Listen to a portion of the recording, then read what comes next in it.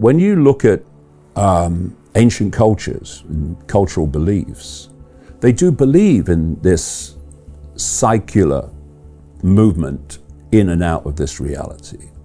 And there's a very old esoteric concept of what they call the ring pass not.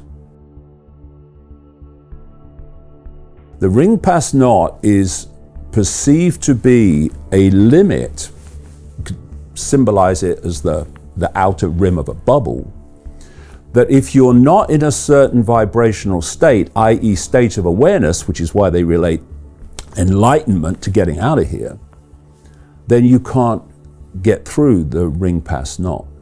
Other beliefs and religious beliefs talk about the Ouroboros, which is the snake eating its own tail, which is symbolic of this limit, this ring pass not.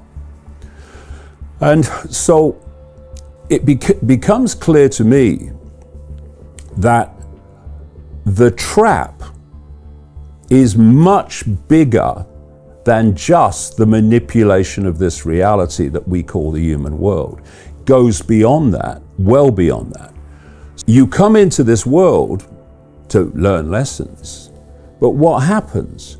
You suffer from emotional and mental traumas and challenges. It pulls you into depression, into anxiety, into fear, the four-letter word that controls the world and if actually controls the simulation in all its forms.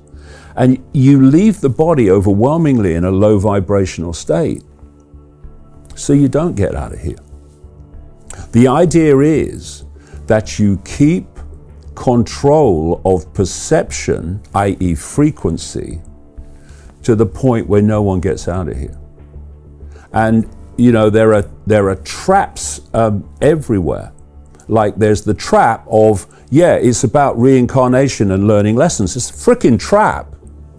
It's not about learning lessons. We don't have to learn lessons. We are all that is, has been, and ever can be. We don't have to learn lessons to stop incarnating on a billionth of a pinhead or into this level of the simulation, whichever you choose to symbolize it as.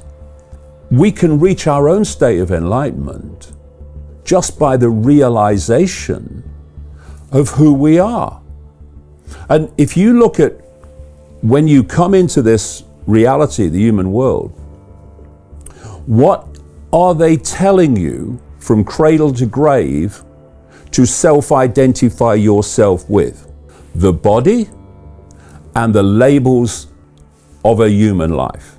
They're saying you are a man, you are a woman, you are something in between. You are this sexuality, you are that race, you are this religion, you are that income bracket. All these labels, that's who you are.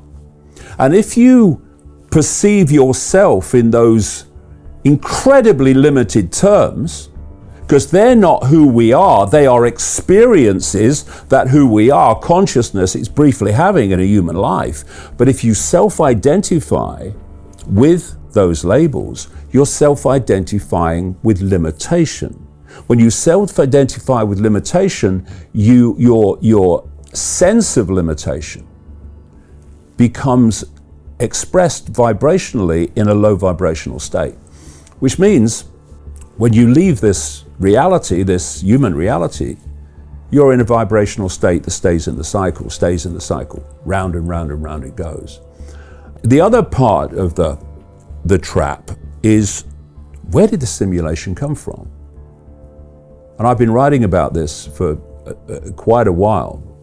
As Rich Terrell at NASA said, if this is a simulation, which he believes it is, who the hell created it? And this brings us to that question I posed earlier. Why can't we see that which is manipulating us in a non-human form, as I say it is? Well, because we can only see this tiny narrow band of frequency called visible light, and the force that is manipulating human society, controlling the simulation, actually created the simulation to enslave us by enslaving our perception It's what the simulation is, enslavement of perception, is operating outside the band of frequency that we can see.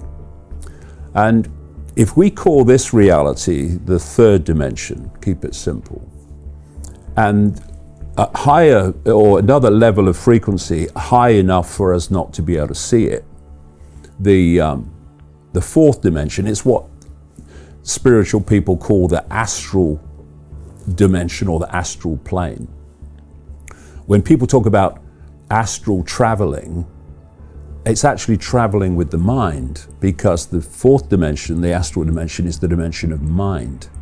And it's from there that this reality is manipulated, controlled, and orchestrated from.